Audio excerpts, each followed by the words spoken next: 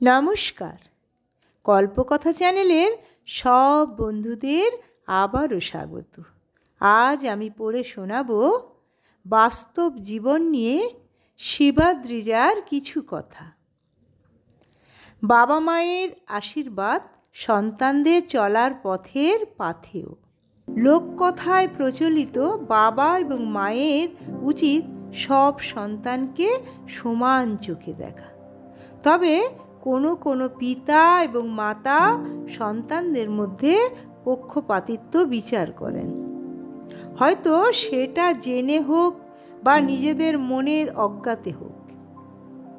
কিছু কিছু ক্ষেত্রে অনেক বাবা মায়ের ব্যবহারের অপত্য স্নেহটাই সন্তানদের নিকট বিচার্য বিষয় হয়ে দাঁড়ায়। অর্থাৎ একই বাবা মায়ের সন্তানরা তাদের নিজেদের দৃষ্টিভঙ্গি দিয়ে বুঝতে পারে যে বাবা এবং মা কাকে বেশি ভালোবাসে। সেক্ষেত্রে সন্তানদের মধ্যে বিদ্বেষপূর্ণ আচরণ লক্ষ্য করা যায়। আমার পরিচিত এক ভদ্রলোকের প্রথম পুত্র সন্তান হয়। পুত্রের নাম রাখেন চঞ্চল। ভদ্রলোক অর্থাৎ সোমেন বাবু তো আহ্লাদে আটখানা। পুত্র সন্তানের জন্য আদর, ভালোবাসা, সুখ, সুবিধে এবং স্বাচ্ছন্দ্য যত বেশি দেওয়া যায় সবই করলেন। প্রথমবার পুত্র সন্তানের পর সোমেন বাবুর দ্বিতীয়বার কন্যা সন্তান হয়। তখন মেয়ে শিশু সন্তানের প্রতি উনার এমন আচরণ যেন তিনি আবাহনেও নেই আবার বিসর্জনেও নেই। মেয়ের নাম রাখেন চৈতালি, কিন্তু তাকেও খুব একটা অনাদরে মানুষ করেননি। তৃতীয়বার সোমেন বাবুর স্ত্রী সোমা দেবী সন্তান সম্ভবা হলেন। সন্তান পৃথিবীতে আসার আগেই ঠাট্টার ছলে তিনি স্ত্রীকে বলে বসলেন, এবার যদি মেয়ে সন্তান হয় আমি তাকে একদমই ভালোবাসব না। কিন্তু সোমা দেবী মা তো অনুপস্থিত সন্তানের জন্য খারাপ লাগলেও তিনি বিনা কারণে বাক্য ব্যয় করলেন না। কিন্তু তৃতীয়বার সোমা দেবী কন্যা সন্তানের জন্ম দিলেন। ভদ্রলোক তার অনাগত সন্তানের উদ্দেশ্যে যখন স্ত্রীকে ভবিষ্যৎবাণী করেছিলেন তখন হয়তো ওই সন্তান শুনে ফেলেছিল। বাবার ভবিষ্যৎবাণীর চেয়ে বিধাতা পুরুষের লেখনীতে সে পৃথিবীর আলো দেখে। হয়তো বা সে সত্যি তার বাবার নিকট অবহেলিত হয়। সোমেন বাবু ওই অযাচিত সন্তানের নাম রাখেন গীতালি।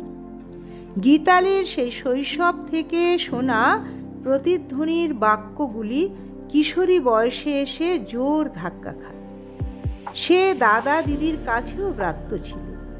সব মিলিয়ে গীতালির মনে এক বৃতৃষ্ণার মেঘ জমে। মনের মধ্যে গেঁথে যাওয়া কথাগুলো সে প্রচণ্ড বিগড়ে যায়। সোমেন বাবু শিক্ষিত এবং খুব সম্মানীয় ব্যক্তি ছিলেন। ওই অনিয়ন্ত্রিত মেয়ে গীতালির জন্য পাড়ার লোকজনের কাছে তিনি বেশ অসম্মানিত বোধ করেন। সোমেন বাবু হঠাৎ একদিন উপলব্ধি করেন গীতালির বিগড়ে যাওয়ার পিছনে আমার দায়বদ্ধতা রয়েছে। একদিন মেয়েকে কাছে ডেকে সস্নেহে বোঝালেন। কিন্তু গীতালির মনে তো অনাদরের ফলাটা শক্ত হয়ে গেঁথে আছে। সে বাবার আদরের মধ্যে ক্রোধান্বিত হয়ে বলে, তুমি তো আমায় ভালোবাসো না, আমি তোমার মেয়ে নয়। তুমি সবাইকে বলবে তুমি আমার বাবা নও আর আমি তোমার মেয়ে নয়। সোমেন বাবু মেয়ের মাথায় স্নেহের পরশ বুলিয়ে বলেন, ওটা তোমার ভুল ধারণা মা। ভালোবাসা কি চোখে দেখা যায়?